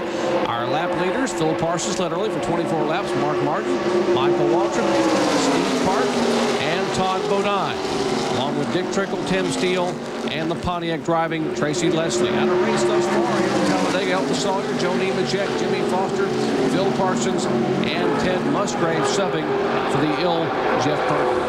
Look at Kevin LePage in the hype car down on the inside. Goes by Barfield, goes by LaJoy. Goes up on the back bumper of Jason Keller, the 57 Slim Jim car. And he brings Todd Bodine, Kane Hall. It looks like Mike Dillon also following. And then Buckshot Jones just pulled his car back out on the track. He was involved in that first accident. In fact, when he got tapped from behind, that's what started it. And he's back out there now. He needs to pick up some points, man. He was 6th in the points coming in here today.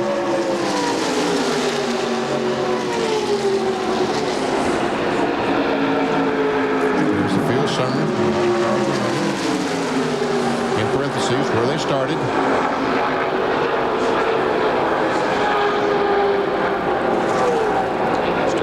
In the car number 92, driving from Mac Martin.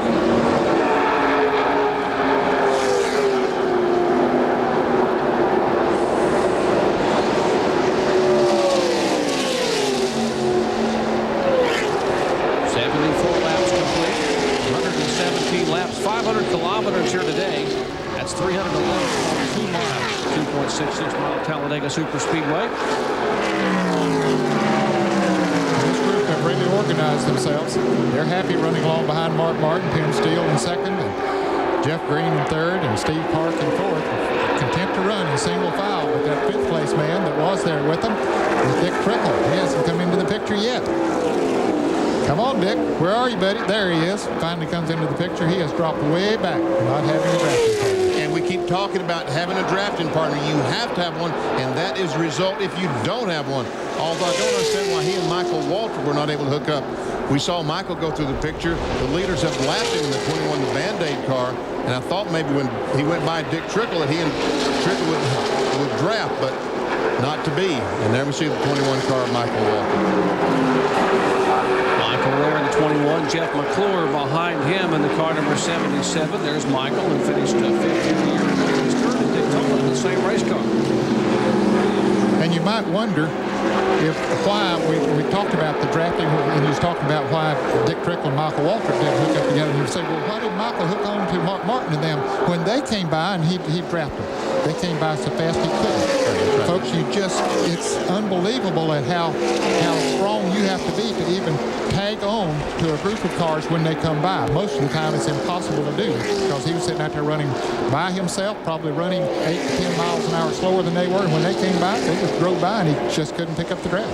And these guys now are beginning to move in on some other cars. There are only 16 cars on the lead lap, and they're only about 3 or 4 seconds behind the 16th car of Matt Kinson. Mark Martin is our leader. Let's check in with Ray Dunlap.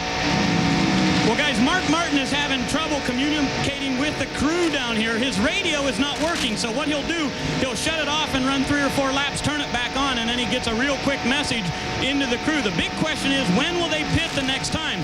Martin called in and said, look, with me pulling this draft, with those 3 cars right behind me, I'm using more fuel than I normally would. They went 52 laps last time, but that was with that long caution. Expect them to come in around a lap 100. This time we're going to show you speeds. We see Mark Martin run 192 miles per hour. The slowest car here is Park, 191.9. Look at Trickle by himself, 185.5. Then go back to the rest of the cars that are running with someone, 189 miles per hour. That's the difference. That's what we're talking about by having a drafting partner and how critical it is. Well, you can almost pick out by looking at that graphic who's running with a partner here at Talladega in the draft and who's running by themselves. I mentioned ago that maybe they were running 10 miles an hour faster than Michael Waltrip. That was not correct. Probably 5 or 6 miles an hour. 7 miles an hour. Yeah, okay. Because he and Trickle were running about the same speed. Mm-hmm.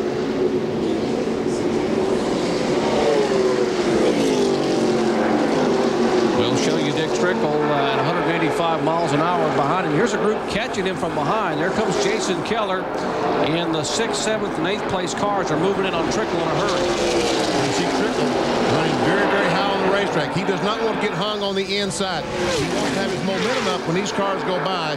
He wants to latch on. He was afraid if he was on the inside, they'd go by so fast, he'd not be able to draft. And they are going by pretty fast. He might be able to, with that move, he might be able to catch on to the tail end of this pack. He's trying to keep his momentum up as much as he can. And certainly those cars passing each other there will help him a little bit in that respect. And they're still not as fast as that lead pack that was clocked at over 192 miles an hour. These guys running about 190 and a half. And maybe Trickle will have a shot. There was about a 7-mile-an-hour difference between him and the lead pack, and now he has enough speed to catch this pack and stay with him. He was able to stay with him, and I think what you pointed out, Ben, that moving on that high line, not get his car pinched down, keep that momentum up, helped him to latch on to this group and catch the draft. And we'll see his speed pick back up now from that 185 that he was running a little bit earlier. Well, we'll take a break and we'll check back. Meanwhile, we'll tell you, Mark Martin and the lead cars have just gone by Tim Fiedel and Matt Kenseth to put those cars. As they're doing a little bit of dealing in the pits, who's going to be whose drafting partner in the final lap? We'll find out when we come back to Talladega in just a moment.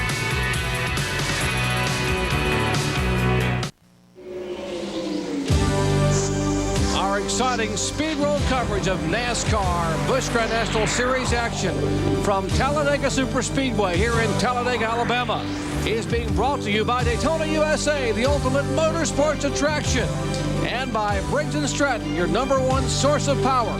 Make sure all your outdoor power equipment has a Briggs & Stratton engine. And those of you waiting for tennis will tell you that tonight, ATP Tour Tennis comes up at 12:30 a.m. Eastern Time. The Mercedes Super 9 Monte Carlo Open semifinals coming your way tonight, 12:30 a.m. Eastern Time, right here on ESPN.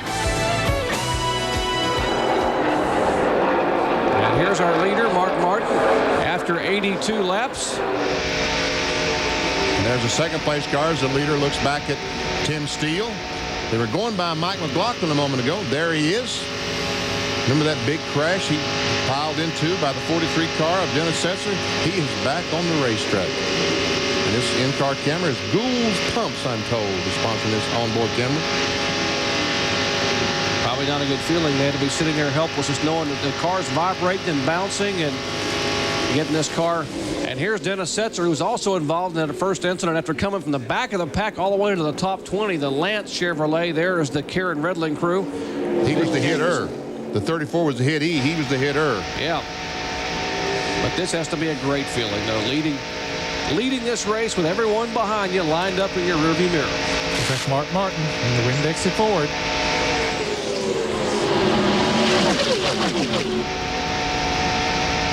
Tim Steele seems to be content in the red Chevrolet, just hanging on there.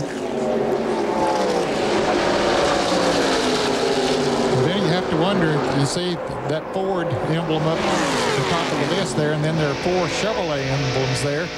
Wonder how long Martin will have a dancing partner. I guess as long as he's out front and they get down near the end of the race. Well, Tim Steele, like the speed he's running. Yeah, Tim Steele really doesn't have a teammate out there, so never see on the Busch Series that Chevrolet has won 4 times and Ford once since these cars started coming here. But Tim Steele, he's an independent. James Finch owns that car. He does the only car he has in the race, and the 3 car, Earnhardt's car. And right now, they're not thinking about Ford Chevrolet. They're thinking, hey, I'm running with the leader here right now. We're going to stay in this position. I like the position that I'm in. We're going to stay here for a while, and then we'll shoot it out down near the end. Of course, these cars have enough pit stop to make. So, you know, that we saw how much it shuffled them up before when Green pit stop was made, and it'll probably shuffle them up again. The only car in this group that really has an advantage is the 8 car. He's back in 3rd spot, Jeff Green. There you see the 3rd car. The 5th car in line is his teammate, Elliott Sadler. So if Jeff Green has to stop, they'll have Sadler, who is a lap down, they'll have Sadler stop with him, so he will be assured of having a draft-in partner. Elliott Sadler is running in 13th position. As you said, he just was lapped 3 or 4 laps ago, but was still able to run with the pack. He was sitting out there by himself with no drafting partner, and they ran him down, but he was able to hook on when they came by and stay with the pack. All right, you got to wonder if the leader's pit stop should be coming up in about 10 or 12 laps. Nose to tail going by. Mark Martin at the front of that pack. And it's a long way back to that next group of cars. They're racing back there, too. Boy, it's doing some serious racing. Jason Keller, red number 57. He is in 5th position. And see, Trickle is still running with that group. Well, Michael Walter found a group that he could draft with. And a bigger group certainly helps you to catch on to them. We talked about earlier how difficult it is for one car, as we see Todd Bodine move ahead of Jason Keller there in that group. But when you have a bigger pack of cars, it's easier to hook on to them when you're out there running by yourself than if it's just like 4 cars that are running up front. Michael Walter was not able to hang on to them. There we see Trickle now hung on the side of Jason Keller. Now these cars running side by side, and those 3 cars in front running nose to tail. Once again, these 2 cars running side by side, and Jeff losing the rest of those 3 cars. And Sterling Marlin's car number 92 is a lap down. He had to make an extra pit stop. He was running so well coming from way back in the pack. And that extra pit stop cost him a lap. He's being shown in 17th position, 1 lap down. And we wonder if he and Michael Walter now will have to be able to go the rest of the way. We know that most of these other cars are going to have to stop one more time.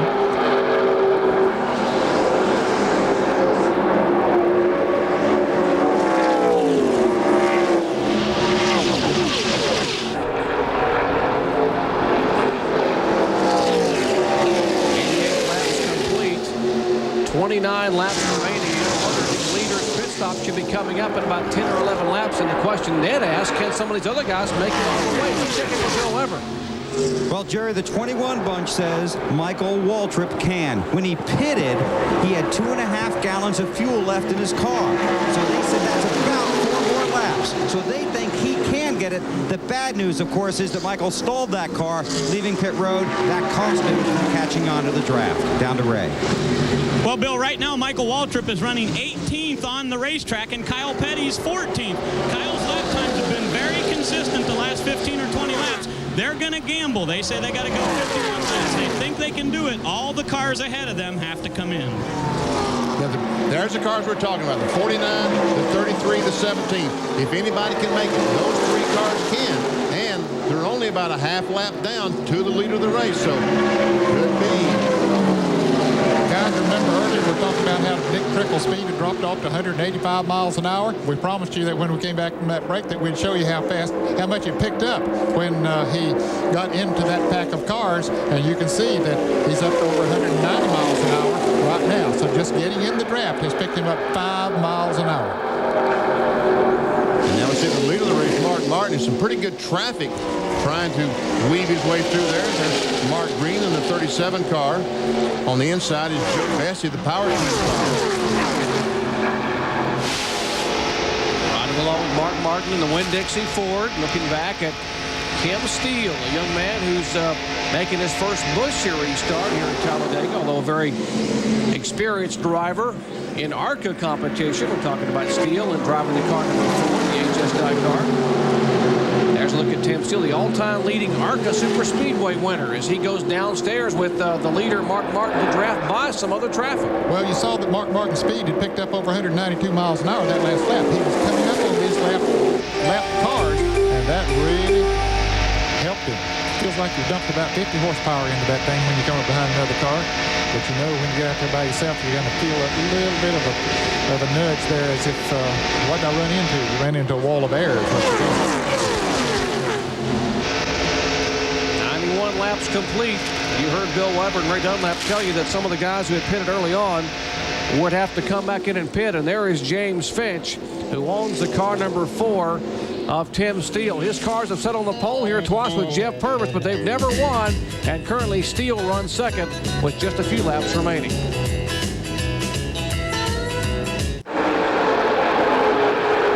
Back at Talladega, Alabama, less than 25 laps remain. And these are the cars that could settle it up front, but they've got to pit. This aerial shot from high above the lead draft, courtesy of the fine folks at Pennzoil and our Pennzoil copter cam. Mark Martin being shown as the leader, riding on a super speedway. You can ride on the Information Superhighway at NASCAR Online, www.nascar.com. Real-time information about all the inside happenings of NASCAR in qualifying and racing. Well, this second pack of cars have really been going at it. They've been running 2 and 3 abreast. They've settled down now to just some 2 abreast racing. And while we were doing this, the 94 car, Ron Barfield, kind of pulled away from this group of 7 back and forth in these group of cars. Bill Weber? Okay, they're wheeling and dealing down here. Obviously, we talked about the Chevys and the Ford at the front of the field. What these guys are deciding is who's going to pit with whom and when they're going to do it, and then what they're going to do when they come in. We only saw 2 tire changes when these guys pitted earlier. You might see no tires and fuel only for some of these guys when they come in. But they want to make sure, the leaders do, that that pack is intact when they leave pit road. That was Dale Earnhardt's president of Dale Earnhardt Incorporated, Don Hawk. You see there orchestrating with the hands a moment ago, talking to James Finch and Johnny Allen, who are the car owner and crew chief of the car number 4, as well as they're trying to decide all pitting together. I'll make that one pit stop. I thought Don Hawk done his deal, making them multi-million-dollar deals for Dale Earnhardt, the business deals. Here he is down here making deals for the racetrack. Well, they got a big investment in Steve Park. Here's one car on pit road, Ron Barfield, and Ray's near you. Well, Bill, you're exactly right. No tires for Ron Barfield in the New Holland Ford. They've got the gasoline in, and they're down and away. Bill Weber. 57 of Jason Keller is here. Gas only. Slim Jim Chevy back on the track, followed by the 88 Hype Chevy of Kevin LePage. Ooh, Kevin broke his car loose a little bit coming out of the pits there. That cost him a little bit of time. He'll have to hustle to catch back up to Ron Barfield. Ron Barfield's the next car in front of him, and then Jason Keller right up in front of him. And here are the leaders. 96 laps complete. Got to wonder, they got to be thinking fuel sometime in the next 3 or 4 laps. But as we saw those cars do, they'll probably just take on fuel, not even a full load of fuel, just a can of fuel.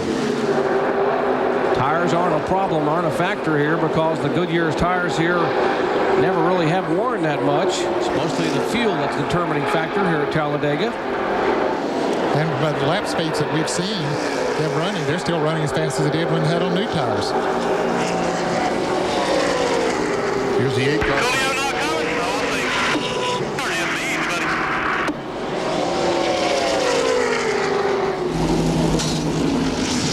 Fuel only for Jeff Green in the 8 Also, the 66 car, his teammate Elliott Sadler is in the pits. They're going with fuel for that car also. And they can't get fuel in the car, Ray. They could not get the bin open and couldn't get fuel in the car. Boy, that's going to hurt.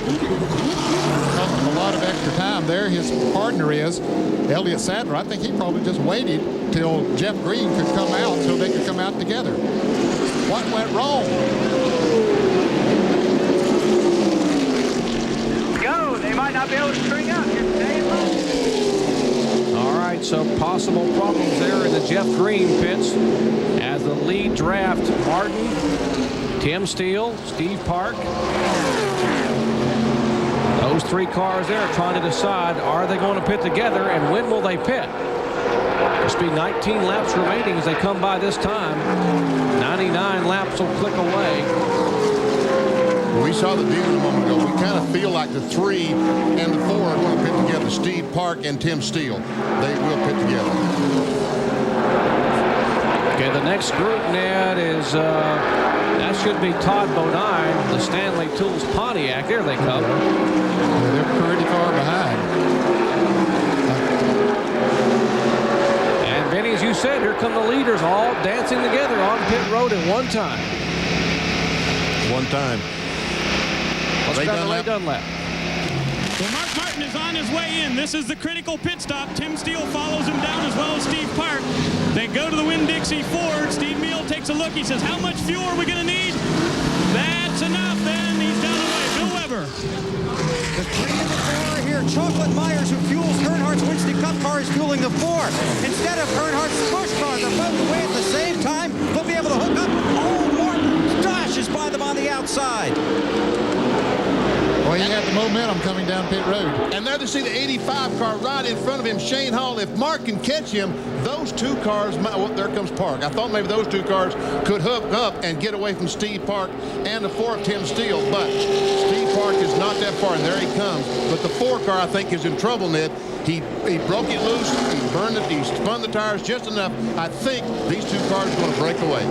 And it's a natural thing to do. You look in your rearview mirror and you see Mark Martin coming down pit road and you want to go. You know that you can't afford a half of a second. You break those wheels loose, you just can't help it. And your crew chief's yelling, go, go, go, go, go. Well, here comes LaJoy down pit road in this Chevrolet Monte Carlo. They will come in for a final top off along with Dick Trickle. Let's go down to Bill Weber. And waiting for the 74 of Randy LaJoy and the 64 of Dick Trickle. They're pitting together, and they are pitted at the exit of pit road. So LaJoy takes the Vita Chevy in. Right behind him is Trickle. Fuel only. They're going to clean off the tires, check, make sure everything's okay. Counting off the seconds. They know exactly how much fuel they need. LaJoy is away. Trickle gets a push. He follows Randy. They both smoke him up as they leave, and they'll try and hook up and get back in this thing. This will be a wild last few laps. And Randy LaJoy had a locker in the back of his car. All these cars have been spinning that right rear tire. That means they've got an open gear. He spun both rear tires, which means he has a locker. He's able to get grip immediately. Might play into his hands, might pick up some spots here. All these drivers don't want to see a review of what happened in Daytona when all these guys run out of fuel with 2 laps to go. They came in and topped it off. Less than 15 remain. We'll be back at Talladega in a moment. Back at Talladega, Alabama, Talladega Superspeedway, final laps, less than 15 remaining. In fact, 13 laps to go this time by. You saw them promoting the finals of the tennis tomorrow. Of course, the semifinals tonight, 12:30 a.m. Eastern Time, the Mercedes Super 9 Monte Carlo Open. ATP Tour Tennis coming your way tonight. The semifinals at 12:30 a.m. Eastern Time right here on ESPN. And that 3rd car that you see just sneaking out behind the 3 car, that is not Tim Steele. That is Shane Hall. Tim Steele, as I feared, that's spinning the rear tire, getting off pit road, just might have cost him the lead draft. Bill Weber. And Benny, they want that 85 car to stay right where he is. They don't want him doing anything. They want him to stay hooked up with that draft. They want to make sure Steele is not a player down the stretch here. They were just talking it over in the 3 pit. They want that 85 car to be part of this thing up until the last lap. So Shane Hall all of a sudden could become a really nice guy to Steve Park, because when Park makes his move, if Shane Hall, the 85 car, goes with him, it will obviously help him just a little bit. Now I got to ask you, you got Mark Martin in front of you, the guy who's a veteran Winston Cup campaigner driving a Busch car. You're Steve Park making your first ever start at Talladega. What do you do these final few laps? Well, first of all, you'd be thrilled to death to run second here to Mark Martin, but obviously Steve Park didn't get this ride because he wants to lay back. He wants to win the race. What does he do? He makes a move and hopes that Shane Hall goes with him.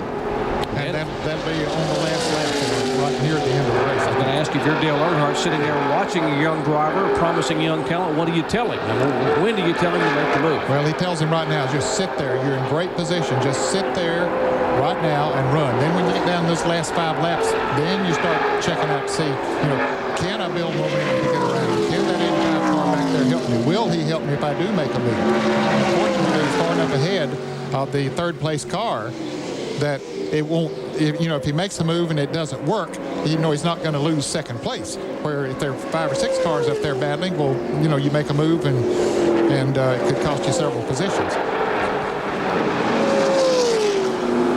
Mark Martin, the leader. Steve Park in second position. There they are watching the television. Bill, they're watching what's happening around the racetrack, huh? Yep, they're watching on the dish here in the pit road area. And when this race started, Dale Earnhardt, of course, owns that car with his wife Teresa, the 3-car Steve Park. He was watching in his motor coach and has radio contact with that car. So not only is Steve Park driving it, but he's got a pretty good assistant giving him some advice. Well, our split fire snapshot of the youngster Steve Park, our latest winner in Busch Series action. Started back in 12th spot, currently second. He led on lap 36. His lowest is 12th position. That's where he started the race. Not a bad debut for the young man at Talladega Superspeedway. No, it's a lot of talent. This young man has a tremendous amount of talent. And, we all knew that when Dale Earnhardt hired him. Steve, 29 years of age, out of East Northport, New York. Second-generation driver. Bob Park, his father. Pretty good rookie battle. A lot of rookies in the series this year. Man, oh, man. Steve Park is the leader. Johnny Chapman, Tim Steele. And Steele joined the group late. Didn't run the first few races of the season.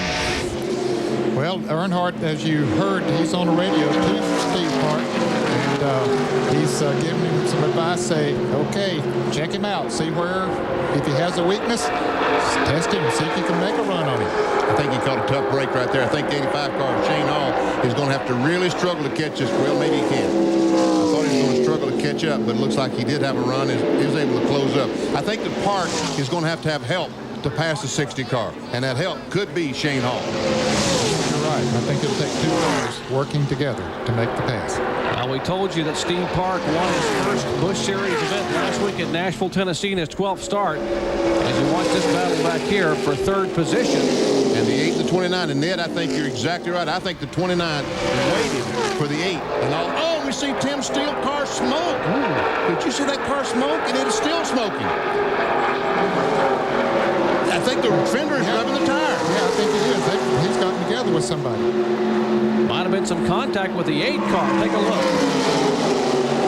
Here, the 8 car, the white car. Oh, yeah, they get together. Big time there. Serious contact. Wow. And it has knocked the fender in on the tire. Now, that's okay at Nashville or Bristol, but at Talladega at 190 miles an hour, you don't want to be beating and banging fenders. No. As a matter of fact, the 43 car the other day in practice, I saw it rubbed the right rear fender, and it did cut the tire down. So I'm sure the crew is watching this on TV, and they've got to be telling Tim right now, back off a little bit and try to let's finish this race. There's only about 8 or 9 laps to go. And look at that car smoke that tire. When it goes into the tire, of course, the body goes down on that tire, and that's what's causing the smoke that we're seeing. So you can see the black mark on the left rear quarter of the 4 car where they made contact with the 8. Look at the 8 car in third position. Tim Steele is still 4th. The 5th place car of Kyle Petty is pretty far back. 7 laps to go as they come by this time. 110 complete, 117 make 500 kilometers here at Talladega. And I started to say just a moment ago that I think you're exactly right. I think the 29 waited for the 8, let him complete his pit stop, and then try to help him with the lap. There There we see Kyle Petty. He's the 5th place car. 33, Fiedel is in 6th. The 17, Kansas is in 7th. The car in the middle is a car a lap down. Well, we're getting down near the end of the race. We predicted maybe in the last 5 laps that Dale Earnhardt might give his driver advice to go ahead and make a move. He's saying, hey, if you can do it, let's go on and do it now. You can see Steve sort of feeling out, looking high, then looking high. And we're being told that Dale Earnhardt, watching from the motorhome, has radioed his driver and said, okay, let's go ahead and try to make a move, young man. See what you got for him. He looks to the inside. Martin holds the bottom groove. Well, Dale Earnhardt knows how tough it is to pass on this racetrack. If he gets in front of Mark Martin, it'll be awfully tough for him to pass again. As Benny says, I think it's going to take 2 cars working together. And you got 2 Chevrolets there against 1 Ford. How much that'll come into play, who knows? But I expect that they'll take that into consideration. I'm talking about the 2 Chevrolets. I know Steve Parks wants it. Steve Parks. Here he comes. He's on the inside. He's hoping that Shane Hall will follow. He did not follow that time. But it's obvious that he does have some instructions from Earnhardt to go ahead and run. So he is trying to get by that 60 car. Mark, I think I'd have to agree with Dale. I think it's going to have to be 5 to go. And Earnhardt knows that it takes more than a lap to get by Mark Martin, as good as he is at Talladega. Now you see him move to the inside, and Shane Hall now shadowing the 3 car. When he goes downside, high side, now he fakes high and comes low. But Martin is back to cover the spot. A little bit of shadow boxing at 190 miles an hour at Talladega with 5 laps to go in Busch Series action. The veteran Mark Martin in the Winn-Dixie Ford, the rookie Steve Park driving for Dale Earnhardt. And Dale has given him the green flag to make the pass, and he continues to try to make the move. This is not Mark Martin's first rodeo. He's been here before. Earnhardt wants Park to go down high in 1 and 2 like Jimmy Spencer did at Daytona a couple of years ago when he passed Ernie Irvin. He wants to go in the corner, drift high now, get him a good run, drift up the hill. Now get you a good run, get the 85 behind you. Now turn to the inside and stand on the gas. Boy, he was listening to you, Benny. That's how it's going to work. He did exactly what you were saying. Here he comes. Here he comes. Martin went down there, too. Martin moved to the inside. And that's exactly what we are told Earnhardt has said to the young man. The only shot you've got may be coming out of turn 2.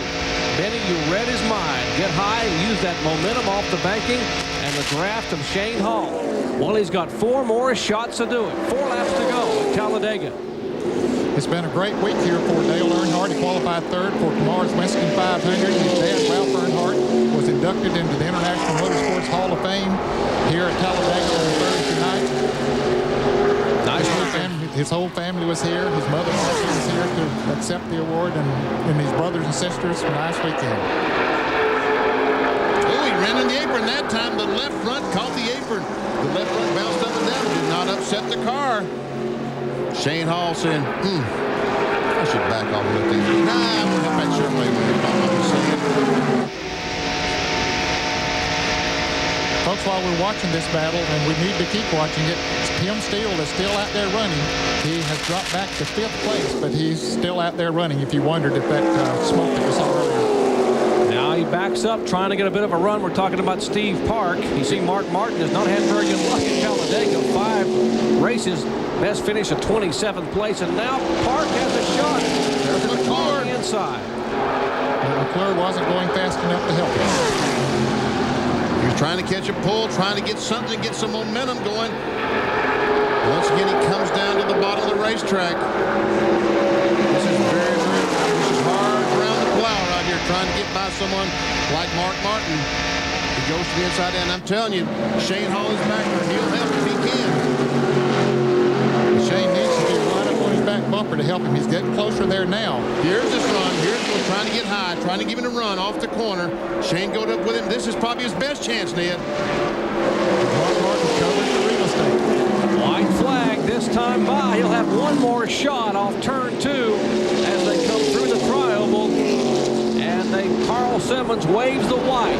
Checker next time by. Can Steve Park make a move off turn 2? He goes up the hill like you told him to. Dale Earnhardt telling him to do that, just like you've been saying, Denny. Can he do it? He's got a great run. Down to the inside, he goes high to the outside. Martin goes high, gets him wiggled a little bit. Park back to the inside, back to the outside. It's a conga line at 190 miles an hour. Now Park slides way up across the racetrack. We'll try to use all the bank in turn 4. And Martin just trying to put that Ford in front of that Chevrolet so that he cannot get a run on him. Here they come. If it was a start-finish line was there, Martin would have it, but it's not there. It's down here. Can Park do it? Steve Park looks high, looks low. They're 100 yards, 50 yards. There's the start-finish line, and Martin will take the victory by half a car length over Steve Park. And they're racing for the battle. This is 33 feet away. Kyle Petty battling for 4th spot, and the 4th car also in that group. Wow. Okay. I guess that was the 7th car in there. That was a lap down. Boy, what an effort, and Martin pulls up, and he ties the record with his 31st Busch Series win with Tommy Houston. Congratulations to Mark Martin. Let's check in their picks. Well, guys, tying the record's a great thing, but how about that run at Talladega? You guys have been terrible here. 5 DNFs, but a great run today. Yeah, we've blown up and we've overheated and we've wrecked, and we haven't enjoyed coming to Talladega a whole lot with the Busch car. Mark's a tremendous race car driver here. We just haven't been able to put him in position to win. Goodyear brought a great tire. We got Wrights under the green a while ago, and then we just got gas there at the last. The pit stop guys did a terrific job getting enough fuel in to make it all the way. Had a great motor from the guys up here in Livonia. It was a great race car. That's a whole new car that the Busch Grand National guys built since Daytona. We didn't feel like we ran up to par down there. These guys knuckled down, built a whole new race car, brought it down here a couple weeks ago to test with, and all paid off. And their 5th win of 1997. Well, Martin's 31st career victory ties him with the veteran Jack Ingram, the Iron Man. Now he each have 31 victories, and what a run by Steve Park. We'll hear from some of those young drivers, including the winner, when we come back. Stay with us.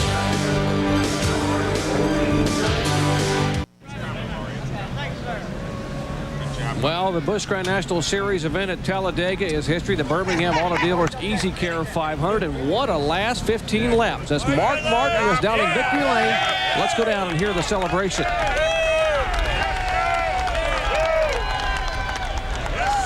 Well, this is a great day for Mark Martin. A great, great race at Talladega. You were singing the blues of this place earlier this afternoon, but you got it today, Mark. Well, my hat's off to this race team, Winn-Dixie, and the Thunderbird was just awesome today. It was fast. It really handled good. But I can't say enough for Steve Park, man. He really put me through the paces there the last few laps. I didn't think he had a chance with no help there, but I mean, he must have had a little bit. He was awesome, you know.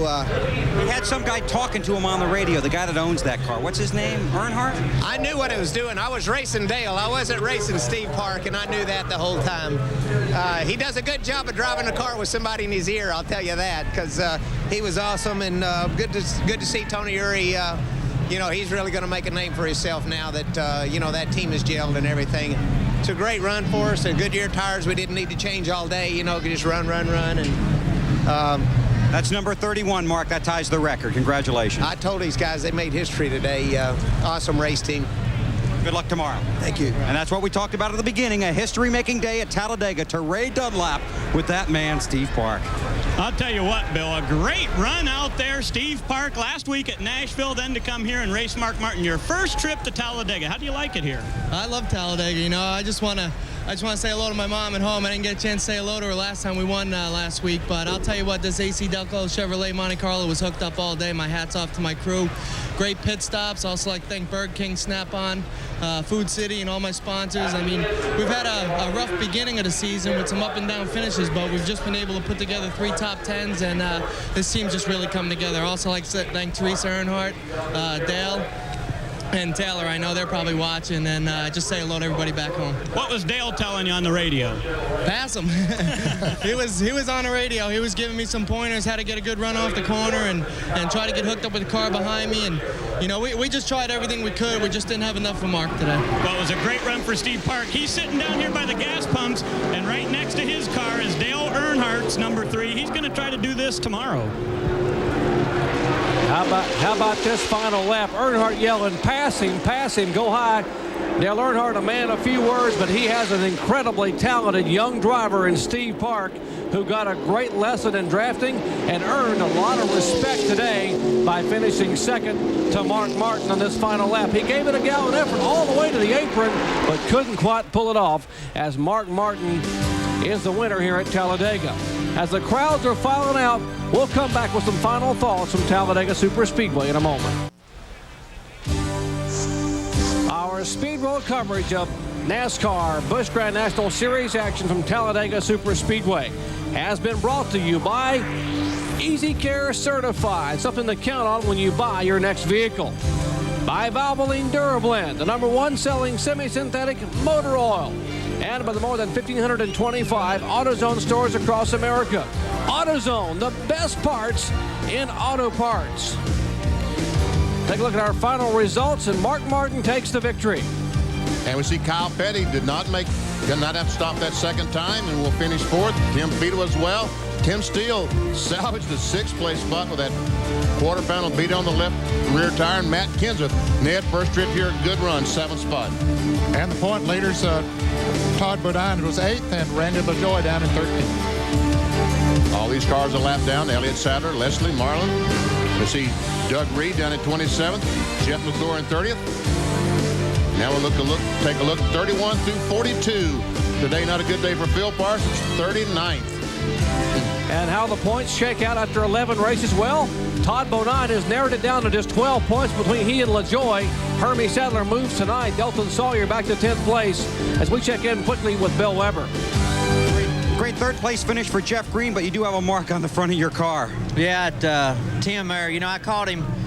First of all, got behind in the pits there. I stalled it, let these guys down. I think we had the car to win, but I caught him there, and he was wanting to finish third, so was I, and we just run out of racetrack, and I got into him a little bit, and he got into me a little bit. I'm glad that we didn't create a caution. It would have been bad, but it was a good day for us. We had another great car to West, Diamond Ridge and Gary Bechtel for giving me this opportunity, man. We had an awesome car today. Okay, we'll see it loud. Thanks. All right, coverage coming your way tomorrow. RPM today coming up at noon Eastern time. NASCAR today live at 12:30. The big show, NASCAR Winston Cup, Winston 500 at 1 o'clock Eastern, flag to flag.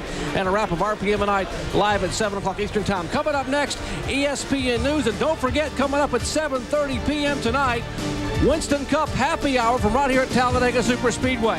For Bill Weber, Ray Dunlap, Ned Jarrett, and Benny Parsons, I'm Jerry Punch congratulating Mark Martin. Yeah, his 5th win in 1997. Remember, ESPN News coming up next. This has been a presentation of ESPN, the worldwide leader in sports. So long, everyone.